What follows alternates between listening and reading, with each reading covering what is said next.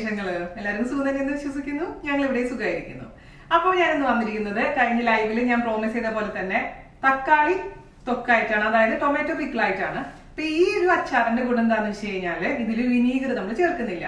അപ്പൊ കുറെ പേര് എന്റെ അടുത്ത് ഒരു വിനീഗർ ചേർക്കാത്ത അച്ചാറിന്റെ റെസിപ്പി ഞാൻ പറഞ്ഞിട്ടുണ്ടായിരുന്നു. അപ്പൊ ദാ വിനീഗർ ചേർക്കാത്ത അച്ചാറായിട്ട് ഞാൻ വന്നിട്ടുണ്ട്. അപ്പൊ ഇനി നിങ്ങൾ കാണുക, ഉണ്ടാക്കി നോക്കുക, ഫീഡ്ബാക്ക് തരിക. അപ്പൊ ഈ ഒരു അച്ചാറിന്റെ ഗുണം എന്താണെന്ന് വെച്ച് കഴിഞ്ഞാൽ കുറച്ചധികം ദിവസം പുറത്ത് വെച്ച് കഴിഞ്ഞാലും കേടാവില്ല. മാത്രമല്ല ലോങ് ജേർണി, അതായത് ട്രെയിൻ ജേർണിക്കൊക്കെ പോകുമ്പോൾ കൊണ്ടുപോകാൻ പറ്റുന്ന ഒരു അച്ചാറാണ്. ഇപ്പൊ നമ്മൾ ചപ്പാത്തിരി പരട്ടിയിട്ടാണെങ്കിലും അല്ലെങ്കിൽ ലെമൺ റൈസ് അങ്ങനത്തെ നമ്മളെ പുളിയോദരയൊക്കെ ഇല്ല, അതിന്റെ കൂടെയൊക്കെ കൊണ്ടുപോകാൻ ട്രെയിൻ ജേർണിക്ക് കൊണ്ടുപോകാൻ പറ്റുന്ന ഒരു പിക്കിളാണ്. അപ്പൊ എല്ലാവരും തയ്യാറാക്കി നോക്കണം കേട്ടോ. അപ്പൊ ഒട്ടും താമസിച്ചിട്ട് നമുക്ക് എങ്ങനെയാണ് രുചികരമായിട്ടുള്ള തക്കാളിത്തൊക്ക് തയ്യാറാക്കാം എന്ന് നോക്കിയിട്ട് വരാം. ഓക്കെ, അപ്പോൾ നമുക്ക് ടൊമാറ്റോ തൊക്ക്, അതായത് തക്കാളി വെച്ചിട്ടുള്ള അച്ചാർ എന്ന് വേണമെങ്കിൽ പറയാം. അപ്പോൾ അതുണ്ടാക്കാൻ വേണ്ടിയിട്ട് എടുത്തിരിക്കുന്നത് 1 കിലോ തക്കാളി. തക്കാളി എടുക്കുമ്പോഴും ശ്രദ്ധിക്കേണ്ടത് വെച്ചാൽ നല്ല പഴുത്ത തക്കാളി ആയിരിക്കണം കേട്ടോ. പച്ചത്തക്കാളി വെച്ച് ചെയ്ത് കഴിഞ്ഞാൽ നന്നായിട്ടുണ്ടാവില്ല.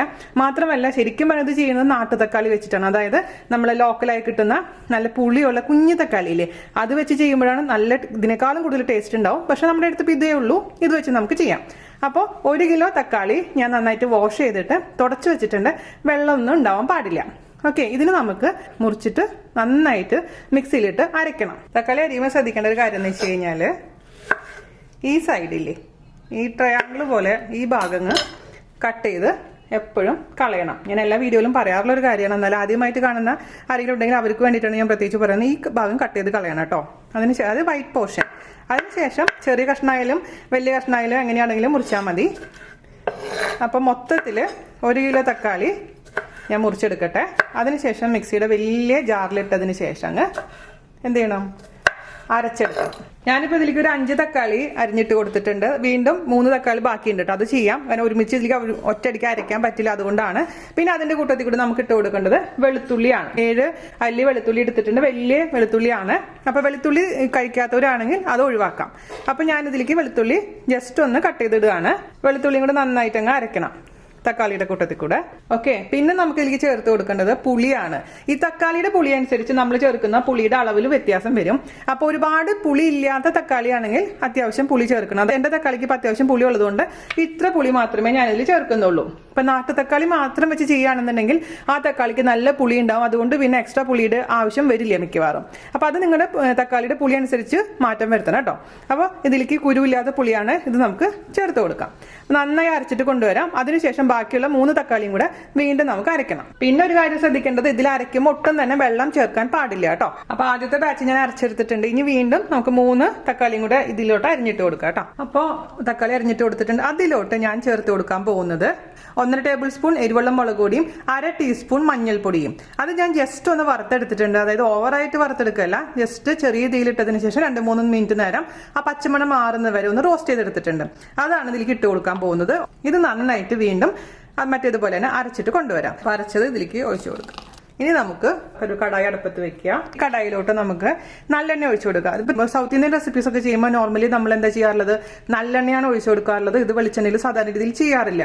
അപ്പൊ നിങ്ങളുടെ അടുത്ത് നല്ലെണ്ണ ഇല്ലെങ്കിൽ, നിവൃത്തിയൊന്നും ഇല്ലെങ്കിൽ നിങ്ങൾക്ക് ഇഷ്ടമുള്ള ഓയിൽ ഉപയോഗിക്കാം. പക്ഷെ എപ്പോഴും ഞാൻ പ്രിഫർ ചെയ്യുന്നത് എന്താണ്, നല്ലെണ്ണ തന്നെയാണ്. കുറച്ചധികം വേണം, കാരണം ഇത് മേലെ ഇങ്ങനെ നിൽക്കണം, എന്നാൽ മാത്രമേ ഇത് കെടാതിരിക്കുള്ളൂ കേട്ടോ. അപ്പൊ അത്യാവശ്യം എണ്ണ ഒഴിച്ചു കൊടുക്കണം. ഇത് നന്നായിട്ടൊന്ന് ചൂടാവട്ടെ. അപ്പൊ നമ്മുടെ എണ്ണ ചൂടായിട്ടുണ്ട്. അതിലോട്ട് 1.5 ടീസ്പൂണോളം കടുക് ഇട്ട് കൊടുക്കുക കേട്ടോ. ഞാനിപ്പോൾ മീഡിയം ഫ്ലെയിമിലാണ് തീ ഇട്ടിരിക്കുന്നത്. അതിലോട്ട് നമുക്ക് കുറച്ച് 2 വറ്റൽമുളക് ചെറുതാക്കി കട്ട് ചെയ്ത് ഇട്ട് കൊടുക്കുക കേട്ടോ. അതുപോലെ തന്നെ കുറച്ച് കറിവേപ്പില നിർബന്ധമൊന്നുമില്ല കേട്ടോ. കറിവേപ്പില ഇല്ലെങ്കിലും പ്രശ്നമൊന്നുമില്ല. അതുപോലെ തന്നെ വറ്റൽമുളകും ഓപ്ഷനിലാണ് കേട്ടോ. അതിലോട്ട് നമ്മൾ അരച്ച് വെച്ചിരിക്കുന്ന തക്കാളിയുടെ പേസ്റ്റ് ചേർത്ത് കൊടുക്കുക. നന്നായി മിക്സ് ചെയ്ത് കൊടുക്കുക. അതിനുശേഷം ഇത് ഒരു 10 മിനിറ്റ് അടച്ചു വെച്ചിട്ട് വേവിക്കുക. പിന്നെ തുറന്ന് വെച്ചിട്ട് വറ്റിച്ചെടുക്കണം. അതിലേക്ക് ഉപ്പ് ചേർത്ത് കൊടുക്കാൻ മറക്കരുത്. പിന്നെ നമുക്ക് ചേർത്ത് കൊടുക്കേണ്ടത് ശർക്കര ഓപ്ഷനിലാണ്. പക്ഷെ ഞാൻ എപ്പോഴും ഇങ്ങനത്തെ സംഭവത്തിൽ ശർക്കര പ്രിഫർ ചെയ്യാറുണ്ട്. പക്ഷെ ചില ആൾക്കാർക്ക് ശർക്കര ഇഷ്ടമില്ല. ആദ്യം നമുക്ക് 1 ടീസ്പൂൺ ഉപ്പിട്ട് കൊടുത്ത് നോക്കാം. എന്നിട്ട് പോരാൻ തോന്നുന്നുണ്ടെങ്കിൽ എക്സ്ട്രാ ഇട്ട് കൊടുക്കുക. ആദ്യമേ തന്നെ ഒരുപാട് ഇടരുത് കേട്ടോ. ഉപ്പ് പിന്നെ എപ്പോൾ വേണമെങ്കിലും നമുക്ക് എക്സ്ട്രാ ആഡ് ചെയ്ത് കൊടുക്കാം, പ്രശ്നമുള്ള കാര്യമല്ല. പിന്നെ 2 ഐറ്റം കൂടെ നമുക്ക് ഇതിൽ ചേർക്കാനുണ്ട്. എന്താണെന്നറിയാമോ? ഉലുവയുടെ പൊടിയും കായത്തിന്റെ പൊടിയും. അത് അവസാനം നമ്മൾ ചേർക്കുന്നത്. ഉലുവയും കായവും ഞാൻ തനിയെ വറുത്ത് പൊടിച്ചു വെച്ചിട്ടുണ്ട്. നിങ്ങളുടെ അടുത്ത് അങ്ങനെ ഹോളായിട്ടുള്ള ഉലുവയും കായവും ഇല്ല എന്നുണ്ടെങ്കിൽ എന്ത് ചെയ്യണം? നമ്മൾ ആദ്യം കടുക് പൊട്ടിച്ചില്ലേ, ആ സമയത്ത് ഉലുവയുടെ പൊടിയും കായത്തിന്റെ പൊടിയും കൂടി ഇട്ടതിന് ശേഷം ഒന്ന് സോട്ട് ചെയ്യുക. അതിന് ശേഷം നമ്മൾ തക്കാളിയുടെ പേസ്റ്റ് ഇട്ട് കൊടുത്താൽ മതിയാകും കേട്ടോ. പിന്നെ നമുക്ക് അടച്ചു വെക്കാം. ശർക്കരയും കൂടെ ആഡ് ചെയ്തതിന് ശേഷം നമുക്ക് അടച്ചു വെക്കാം. ഞാൻ മീഡിയം ഫ്ലെയിമിലാണ് തീ വെച്ചിരിക്കുന്നത് കേട്ടോ. അപ്പോൾ ഇതൊരു 10 മിനിറ്റോളം തിളച്ചിട്ടുണ്ട് കേട്ടോ. അടച്ചു വെച്ചിട്ട് വേവിച്ചിട്ടുണ്ടെങ്കിൽ നമുക്കിത് വറ്റിച്ചെടുക്കണം.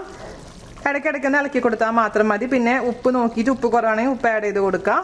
ശർക്കര നോക്കിയിട്ട് ശർക്കര കുറവാണെങ്കിൽ അതും ആഡ് ചെയ്ത് കൊടുക്കാം. ചെയ്യുമ്പോൾ ഇച്ചിരി കുഴിയുള്ള പാത്രം എടുത്തോളൂ കേട്ടോ. അപ്പോൾ പിന്നെ ഒരുപാടൊന്നും പുറത്തേക്കൊന്നും തെറിച്ച് പോവില്ല. അതുകൊണ്ടാണ് ആദ്യത്തെ 10 മിനിറ്റ് അടച്ചു വെച്ച് വേവിക്കാൻ ഞാൻ പറയുന്നത്. ഇതിൻ്റെ ഉപ്പ് ഞാൻ നോക്കട്ടെ. ഈ സമയത്ത് ഉപ്പ് കുറവാണ് കേട്ടോ. ഉപ്പ് ചേർത്ത് കൊടുത്തിട്ടുണ്ട്. നിങ്ങൾ ഉപ്പ് നോക്കിയിട്ട് നിങ്ങളുടെ ഓരോരുത്തരുടെ ഇഷ്ടത്തിനനുസരിച്ച് അത് അഡ്ജസ്റ്റ് ചെയ്തോളൂ കേട്ടോ. അപ്പോൾ ഏകദേശം വറ്റിയിട്ടുണ്ട്. ഒരുപാട് അങ്ങ് പൊട്ടിത്തെറിക്കാൻ തുടങ്ങുമ്പോൾ എന്താ ചെയ്യേണ്ടതെന്ന് അറിയാം? ഇതുപോലെ അങ്ങ് മൂടി വെച്ചാൽ മതി.